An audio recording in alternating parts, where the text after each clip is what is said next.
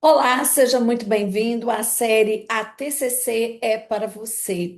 Para você que é psicólogo e para você também que não é psicólogo. A TCC, Terapia Cognitiva Comportamental, ela te abraça nesse momento para te ajudar a entender o funcionamento cognitivo e te ajudar a melhorar esse funcionamento e melhorar a sua saúde. É isso mesmo, eu sou Cleide Ferreira. Sou psicóloga, neuropsicóloga, mentora de psicólogos. Sou certificada pela Federação Brasileira de Terapeutas Cognitivos. E hoje eu vim trazer para você o que é o modelo cognitivo e como psicoeducar o seu paciente com o modelo cognitivo. Então, eu quero trazer para você nessa aula, nesse momento desse vídeo, o que é a terapia cognitiva comportamental. Para a gente ter um efeito da terapia cognitiva, a gente precisa compreender que uma das estratégias é a psicoeducação. Então, quando você vai fazer terapia ou quando você tem um paciente, você precisa explicar para ele sobre a terapia cognitiva. A terapia cognitiva, ela vem desde a década de 60, aproximadamente, com Aaron Beck, né? Aaron Beck é considerado o pai da terapia cognitiva. E Aaron Beck, ele era psiquiatra, psicanalista, e ele começou a observar que o sonho dos seus pacientes depressivos, né? Ele começou a fazer uma pesquisa e observar que os pacientes depressivos, eles traziam sonhos com o mesmo conteúdo dos pensamentos que eles tinham quando eles estavam acordados. Então, ao observar essa semelhança entre pensamento e sonho, Beck pôde observar que havia um conteúdo em comum, que era o conteúdo de pensamentos negativos sobre si, sobre o outro, o mundo e o futuro. Então, Beck começou a perceber que por trás daquelas alterações de humor, que além de ter um componente genético, havia também um componente cognitivo, que é a forma de interpretar o mundo, a forma de ver as coisas. E aí, para psicoeducar, né, um paciente, você pode trazer para ele esse histórico, né, para que ele entenda que o que você trabalha é uma ciência, né, é uma abordagem científica, existem comprovações, existem pessoas, né, que fundaram, que estudaram isso. Dependendo do nível do seu paciente, da cognição dele, né, do que ele vai compreender, você vai adequar a sua linguagem.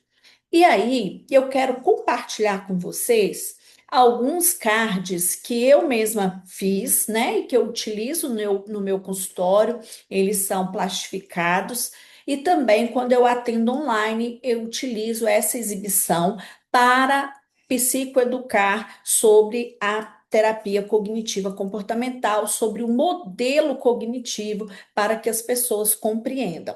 Então, você que está chegando aqui agora, né? Nesse canal, já aproveita para deixar o seu like, já aproveita para se inscrever, né, ativar as notificações, porque eu vou estar trazendo vídeos para vocês sobre a saúde mental, a terapia cognitiva comportamental e para você, psicólogo, como que você pode atuar dentro de uma abordagem baseadas em evidência.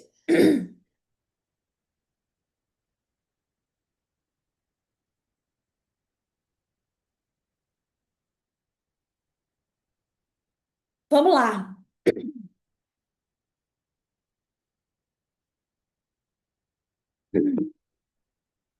Uma dos cards que eu utilizo para psicoeducar é esse daqui. Normalmente eu posso usar esse complementando com os demais que eu vou te mostrar, ou dependendo da pessoa, do nível intelectual dela, né, do como ela compreende as coisas, eu vou utilizar ele para poder trazer esse primeiro momento de psicoeducação. Então, eu explico para ela a partir dessas três palavrinhas: pensar, sentir e agir. Então, quando você pensa e sente, isso pode desencadear um tipo de comportamento. Então, eu uso algum exemplo. Digamos aí que você veio aqui hoje para, né, uma sessão psicológica comigo. E ao pensar nessa sessão psicológica, ao se lembrar que você tinha um agendamento comigo, você pensou assim: será que vai dar certo? Será que a Cleide vai conseguir me entender? Vai conseguir me ajudar? Será que isso que eu estou sentindo tem solução? Então, ao pensar isso, você pode ativar uma emoção que é a ansiedade, né? Então, pensei, será que a Cleide vai dar conta? Será que a sessão vai me ajudar? Que meu caso tem solução? Aí eu começo a me sentir ansioso e a partir dessa emoção da ansiedade, eu posso ter alguns comportamentos voluntários e involuntários. Os comportamentos involuntários são os sintomas físicos. Às vezes eu vou ficar, né, com o coração mais acelerado, eu vou ter uma sudorese, eu vou ficar, às vezes, mais trêmulo, né? E eu posso decidir, né, voluntariamente ir a essa sessão para ver como que vai funcionar, ou eu posso também cancelar essa sessão ou adiar essa sessão, porque eu estou em dúvida se isso realmente vai funcionar comigo.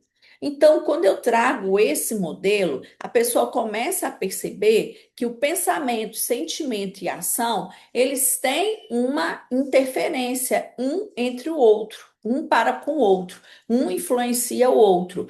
E aí eu posso dar esse exemplo, posso dar outros exemplos, mas a intenção é fazer com que a pessoa compreenda que a terapia cognitiva comportamental vai trabalhar pensamento, vai trabalhar emoção e comportamento.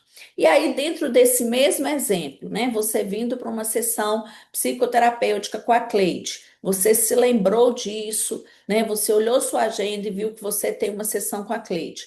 Ao invés de pensar, será que eu vou dar certo? Se a Cleide vai conseguir me ajudar, né? Se o meu caso tem solução, eu pensasse assim: que bom, eu tenho uma sessão hoje, vou sair melhor, estou me cuidando, estou me tratando, né? Então você pensou isso, você vai sentir o quê? Alegria, né? Realização, esperança de que vai dar certo. Então, qual que seria as ações? Né? No corpo você vai sentir mais disposição, mais animado e provavelmente você vai vir a sessão com tranquilidade, tá? Então, é só para identificar também que a mesma situação eu posso ter pensamento diferente, sentimento diferente, que vai desencadear ações diferentes, tá? Então, essa é uma forma. Outra forma que eu utilizo muito no consultório é dizer para as pessoas que um dos fundamentos principais da TCC é essa frase de Epictetus. Epictetus no século I, ele disse: o que perturba o ser humano não são os fatos, mas a interpretação que ele faz desses fatos. Então, na verdade, o que que acontece? Não é a situação, não é o que está acontecendo, mas é como a pessoa vê o que está acontecendo, qual que é o pensamento, a interpretação, a percepção dela daquilo ali, é que vai gerar um certo sofrimento. E aí, a gente pode entender que, por exemplo, vir ao psicólogo, que é a situação que eu dei anteriormente como exemplo, para uns pode gerar, né, uma interpretação de que não vai dar certo, de que eu não vou conseguir, de que a psicóloga não vai dar conta de mim, como para outros pode gerar a interpretação de que é bom, de que é legal, de que eu vou ser, né, bem atendido, que eu vou conseguir melhorar, que eu estou me cuidando, tá? Então, assim, você pode utilizar outros exemplos também para mostrar isso, que não é a situação em si que gera o sofrimento. E aí, às vezes, eu recebo a seguinte pergunta, até pelo paciente mesmo: Ô, Cleide, mas e a morte? A morte é uma situação que causa sofrimento para todo mundo. Bom, aí nós temos que verificar: será que é para todo mundo? E será que é na mesma proporção? Então, quando morre alguém, tem pessoas que vão interpretar isso como: a minha vida não tem mais sentido, sem essa pessoa eu não consigo viver, né? Eu vou sentir saudades pelo resto da minha vida. E aí isso pode causar um sentimento de tristeza muito grande, um sofrimento muito prolongado, né? Até mesmo uma falta de ânimo, de motivação para a vida, uma vez que ela pensou que a vida dela não tem mais como continuar sem aquela pessoa. Foi a interpretação que ela fez do evento morte, né? Agora, pode ter pessoas que vai pensar, não, isso, né, eu vou sentir falta dessa pessoa, mas a vida continua, vida que segue, uma vez que não tem como mais essa pessoa voltar, né? Eu tenho certeza que se a pessoa tivesse aqui, ela gostaria de me ver feliz. Outros vão atrelar a interpretação da morte às suas crenças religiosas, como que se essa vida fosse uma passagem, como se ela fosse ter um lugar melhor depois da morte, e isso vai trazer para a pessoa outro tipo de sofrimento, ou um sofrimento num nível menor. Ou seja, mesmo a morte sendo uma situação de perda, considerada uma situação triste, dependendo da forma como eu interpreto a morte, o meu sofrimento pode ser maior, menor, ou às vezes ser mínimo mesmo por essa interpretação que eu fiz. Então, tudo que nos acontece, tudo que eu vejo que aconteceu comigo, vai passar um pensamento aqui, vai passar uma interpretação.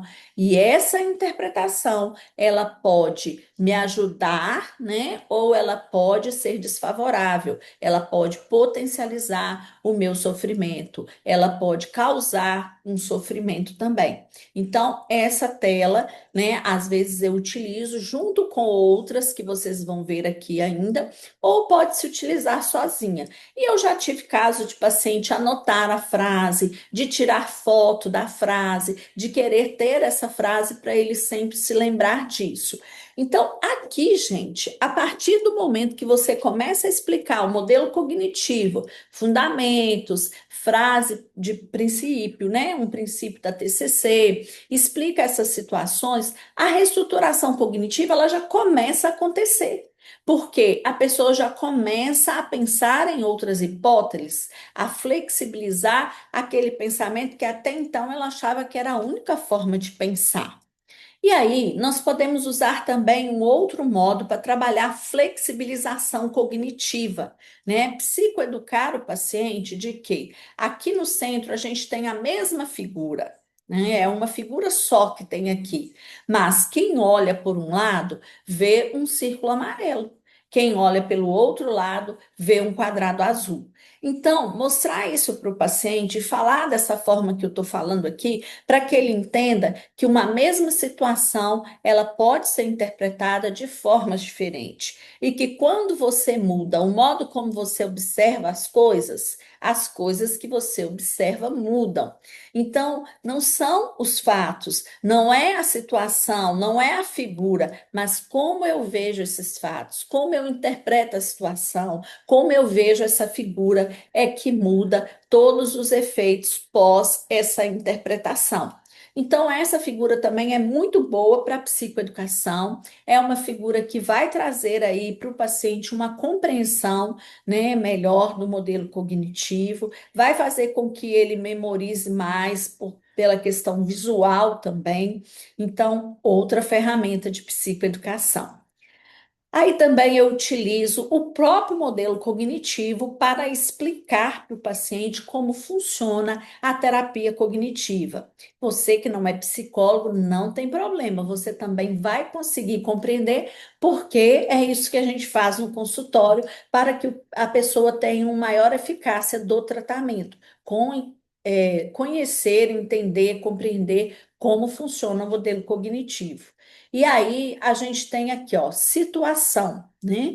Fato ou acontecimento, o que está acontecendo com ela naquele momento. Então, aí nós vamos explicar que existem pensamentos automáticos. O que são pensamentos automáticos? São os pensamentos que passam pela minha cabeça. Às vezes você vai ver isso em alguns livros, só escrito PA, né? Pensamentos automáticos.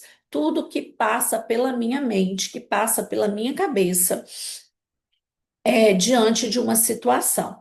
Eles são rápidos, são telegráficos, às vezes vem em formato de frase, às vezes vão vir em formato, né, de palavra ou de imagem. Às vezes eu não tenho uma frase, mas eu tenho uma cena. Quando acontece uma coisa comigo, vem uma outra cena que é associada àquilo que aconteceu.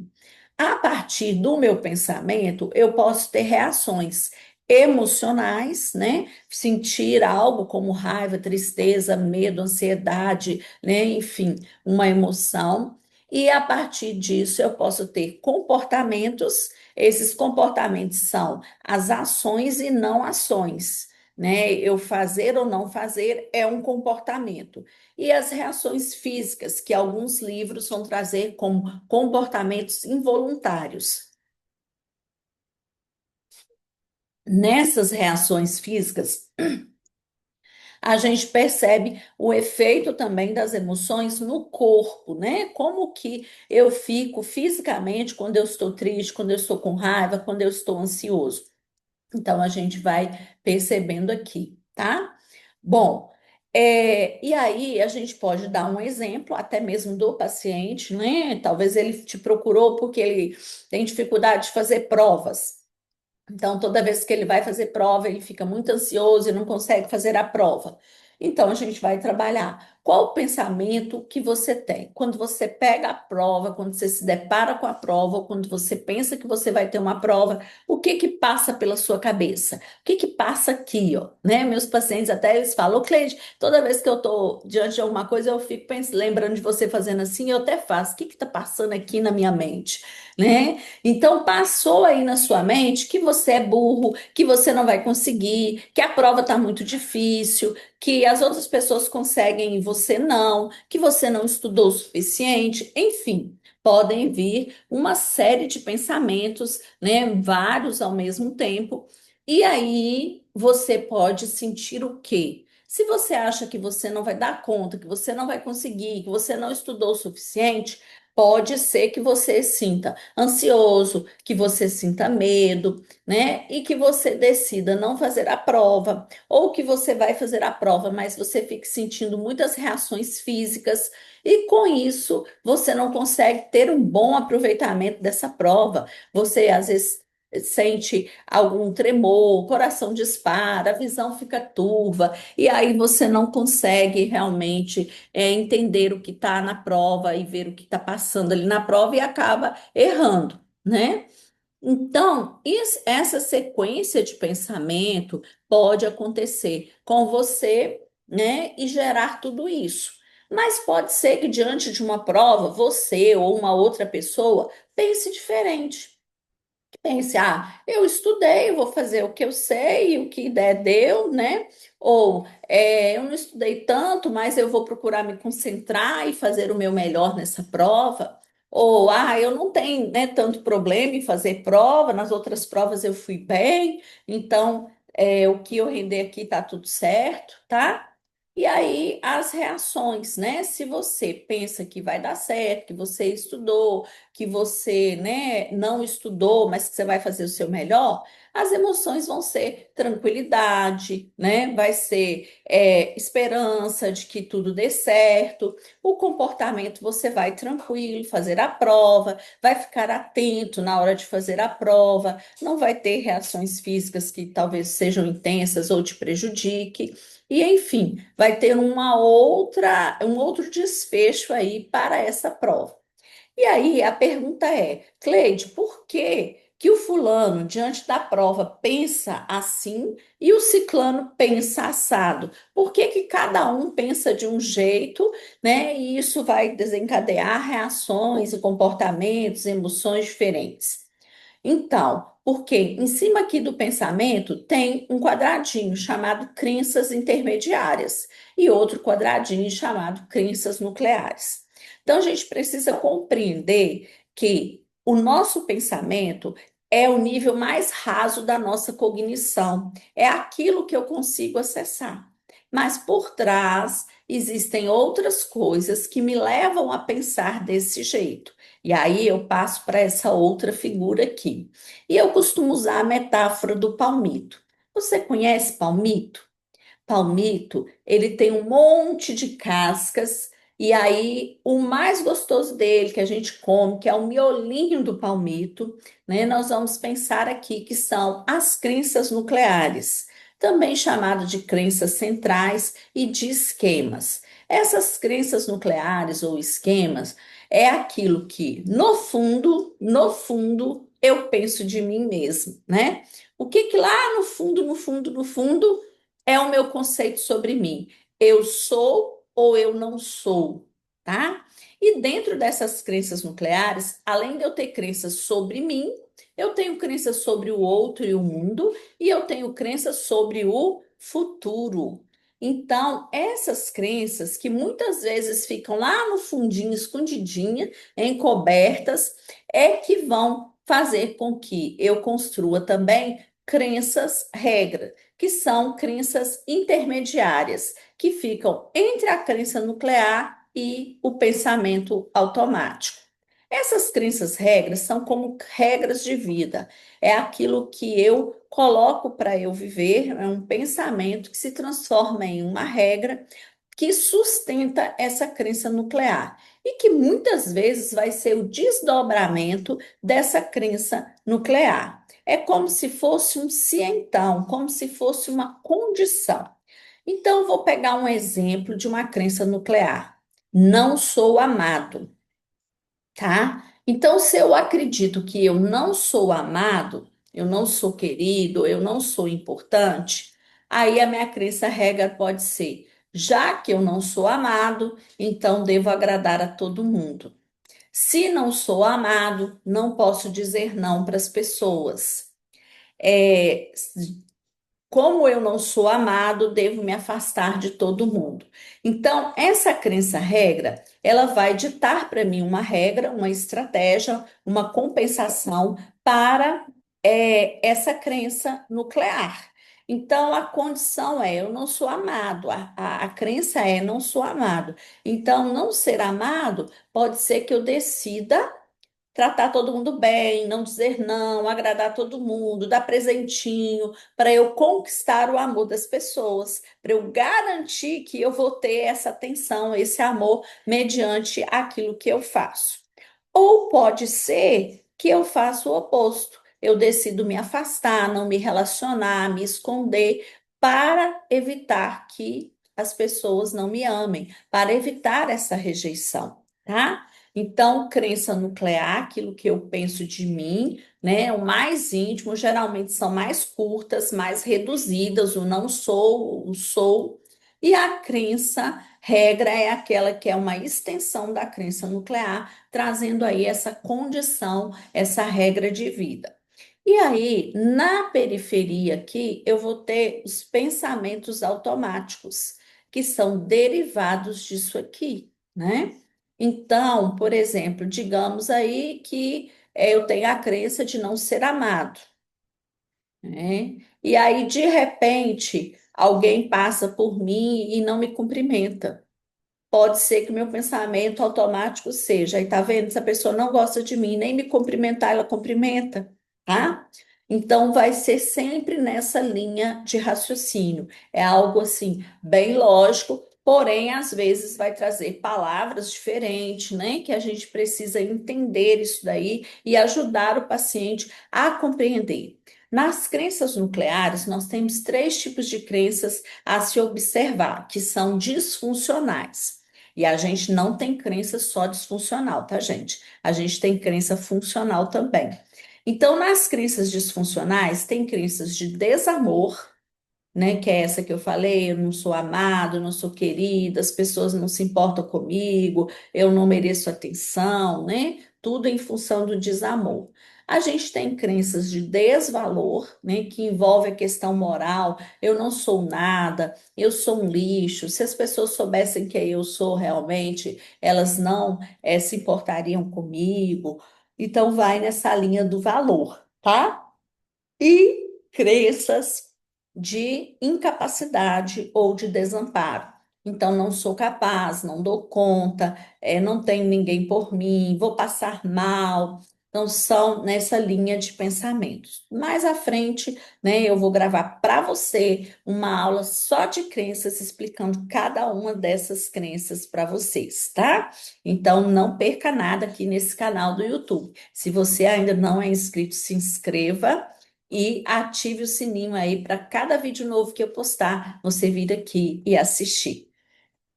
Passando então para mais uma forma de psicoeducar com o modelo cognitivo. Então, você pode usar esse exemplo aqui, bem simples, bem clássico, né? Lembrando que o pensamento afeta a forma como nos sentimos e, consequentemente, como agimos. O que muda, né? É a forma como cada um interpreta a situação. Pode parecer, gente, que está repetitivo, mas as pessoas aprendem por repetição. Então, você às vezes não vai fazer todas essas pranchas, né? Esses cards no mesmo dia. Você pode fazer um, dois ou três, depois numa outra sessão você faz outros para fortalecer essa aprendizagem. Dependendo do nível, né, cognitivo, do interesse da pessoa, às vezes você vai fazer realmente todos. Então, você precisa ter esse bom senso. Mas vamos lá, vou explicar todas, né? Porque aí você já fica com o pacote completo. Então eu pego esse exemplo aqui, ó. Situação: estava andando pela rua, passei por um colega, mas ele não me cumprimentou. Então a pessoa número um pensa, ele não gosta de mim, né? Se ele pensa, ele não gosta de mim, qual que vai ser a emoção? Tristeza, né? Ele fica chateado, fica triste. Comportamento: pode ser que ele chore, pode ser que ele fique ali, né, emburrado ao longo do dia, pensando sobre isso. Então, são possibilidades. A mesma situação: estava andando pela rua, passei por um colega, mas ele não me cumprimentou. Pensamento da pessoa número dois: ele não tinha o direito de me ignorar, né? É um absurdo a pessoa fazer isso comigo, passar na rua e não me cumprimentar. Então ela vai sentir raiva, porque ela sente que ela está sendo injustiçada, né? Por essa pessoa que não a cumprimentou. E aí a atitude de quem está sendo injustiçado e sente raiva normalmente é uma atitude de vingança. Nunca mais ele vai falar com esse colega. E pode ser que ele decida até mesmo dizer assim, ele vai ver, da próxima vez eu que não vou cumprimentá-lo, né? Ele pode ter esse pensamento e se comportar dessa forma. O terceiro, né, na mesma situação que o colega não cumprimentou, pode ser que ele pense assim: será que ele está com raiva de mim? Será que eu fiz alguma coisa? E aí ele pode ficar ansioso, ele pode ligar ou mandar uma mensagem para essa pessoa desesperado, querendo saber o que que aconteceu, que você passou e não me cumprimentou. Ou às vezes ele nem manda para a pessoa, ele manda para um colega em comum e fala assim: nossa, fulano passou e não me cumprimentou. Você sabe o que está acontecendo? Então, ele vai ficar curioso para saber. Já a quarta pessoa, né, ela vai pensar assim: ah, ele deve não ter me visto, às vezes isso acontece comigo, eu passo na rua também e não vejo as pessoas. E aí ele vai ter uma emoção neutra, né, e uma reação também comportamental neutra, não vai afetar ele, para ele tá tudo certo, tá? Então, quando a gente faz isso aqui, talvez até você que está aí me assistindo, você ficou pensando: nossa, eu sou esse número um, nossa, eu sou o número dois. Ah, tem hora que eu sou o dois, tem hora que eu sou o três, né? Ah, eu sou esse quatro, não ligo com nada e tal, tá tudo certo, né? Então, a gente mesmo já fica se avaliando, pensando quem é a gente nessa situação, né? Então, isso ajuda muito ao paciente ter esses insights e perceber qual o pensamento que predomina, qual é a emoção, qual o comportamento. Às vezes ele vai dizer assim: não, eu penso assim, mas eu não faço igual ele, eu faço de outra forma. Então, esse aqui é muito legal da gente fazer com o paciente para que ele entenda e até mesmo para você, nesse momento, introduzir o RPD, que é o registro de pensamentos disfuncionais. Né? Você vai introduzir dizendo para ele que você precisa que ele, a partir de agora, passe a registrar as situações que desencadearam uma determinada emoção, né, mais forte, que essa é talvez desagradável, para a gente poder compreender o que que ele pensa. E por trás desse pensamento, né, a gente vai chegando aqui até as crenças. Bom, Último que eu vou trazer para vocês, que eu uso para psicoeducar, é essa árvore aqui. Gosto muito também de usar essa árvore, principalmente com pessoas, às vezes, né, que são mais familiarizadas com a questão de natureza, né? De roça, as pessoas que gostam, né, disso daqui, também pode ser usado com outras pessoas. Bom, então a árvore, eu pergunto assim para a pessoa, olhando para essa árvore, digamos que você está passando na rua, né? Principalmente se for uma cidade grande, que não tem muita árvore frutífera na rua. Você está passando e você olha assim, o que que mais chama atenção nessa árvore? O que que vai, né, te despertar mais interesse aí? Muitas pessoas vão dizer, a maioria delas vão dizer que são os frutos. E aí a gente vai trazer. O que que são os frutos? Os frutos no modelo cognitivo são os nossos comportamentos. O que mais chama a atenção das pessoas, que as pessoas percebem e até nós mesmos, são os nossos comportamentos. A maioria das pessoas, elas chegam no consultório pedindo uma ajuda porque algum comportamento está incomodando ela ou está incomodando outras pessoas. E aí a gente vai dizer que os frutos, eles podem ser as nossas ações, porque são mais visíveis, estão mais expostos ao olhar do outro e ao nosso próprio olhar. Além dos frutos, nós temos também as folhas. As folhas nós podemos dizer que são as nossas emoções, que também são visíveis, mesmo que a gente não fale dela, às vezes uma postura corporal, um modo de olhar, né, um tom de voz vai revelar a nossa emoção muitas vezes. Até sem a gente falar que a gente está sentindo. Então, nós temos comportamentos e emoções. Embaixo aqui, nós vamos ter galhos, tá? Esses galhos, eles estão sustentando ali as folhas e os frutos. Então, nós podemos pensar que os galhos, eles são nossos pensamentos. São os pensamentos automáticos, são os demais pensamentos que sustentam os nossos comportamentos e as nossas emoções. E aí, o caule, ele pode ser a nossa crença-regra, aquilo que sustenta, que põe de pé a árvore, né? São as nossas crenças intermediárias ou as nossas regras de vida. E aí nós vamos ter as raízes da árvore. E é claro que você já matou, né? O que que são as raízes? A raiz, normalmente, ela não fica exposta assim. Aparece um ou outro. Aqui eu deixei exposta de propósito para poder falar com você sobre elas. As raízes são as crenças centrais, as crenças nucleares, aquilo que no íntimo, você pensa de você mesmo. Hora ou outra, alguma crença vem para fora como as raízes, algumas vezes aparecem algumas raízes de árvore para fora. Mas a maioria delas vai ficar interna, vai ficar embaixo da terra. E essa raiz embaixo da terra, ela vai significar que as crenças ficam ali encobertas, que a gente não tem consciência plena dessas crenças. Outra observação, você percebe que tem raízes mais grossas e raízes mais finas? Pois é.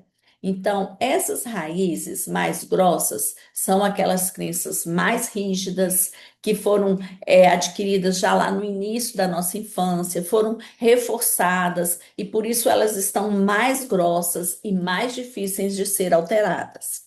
E aí a gente vai ter raízes finas. As raízes finas provavelmente são raízes que foram sendo adquiridas quando a gente estava mais velho, que não foram tão reforçadas, e elas estão ali, mas elas não exercem tanta força.